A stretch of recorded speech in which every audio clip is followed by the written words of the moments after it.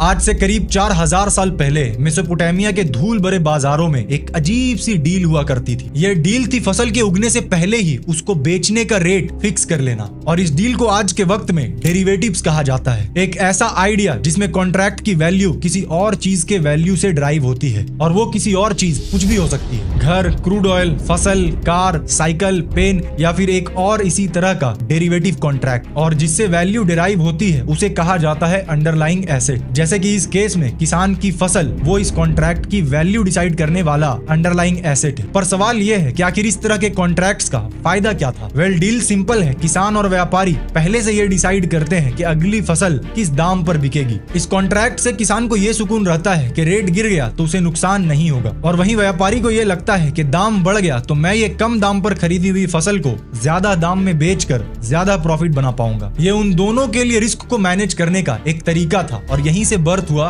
Derivatives का। Derivatives में 4 types of contracts होते हैं, और ये किसान और व्यापारी का एग्जांपल एक फॉरवर्ड कॉन्ट्रैक्ट है, जिसमें मैच्योरिटी डेट यानी इस कॉन्ट्रैक्ट को जिस डेट पे एग्जीक्यूट किया जाएगा और इसकी प्राइस पहले से डिसाइड कर ली जाती है। रोमन एम्पायर के गिरने के बाद भी बेजेंटाइन ट्रेडर्स ने इस कॉन्ट्रैक्ट को यूज करना जारी रखा, और कुछ वक्त के बाद वेस्टर्न यूरोप के कैनन लॉ में इस कॉन्ट्रैक्ट का कॉन्सेप्ट रजिस्टर हुआ। और फिर आया रेनेसांस पीरियड, जब यूरोप में बैंकिंग और फाइनेंस में नए नए इन्वेंशंस हो रहे थे। तब तक फॉरवर्ड कॉन्ट्रैक्ट सिर्फ खेती में ही नहीं बल्कि वूल, सिल्क और स्पाइसेस के व्यापार में भी होने लगे थे। और धीरे धीरे बहुत से लोग जो इन बायर सेलर के ट्रेड में इन्वॉल्व भी नहीं थे, उन्हें भी इस चेंज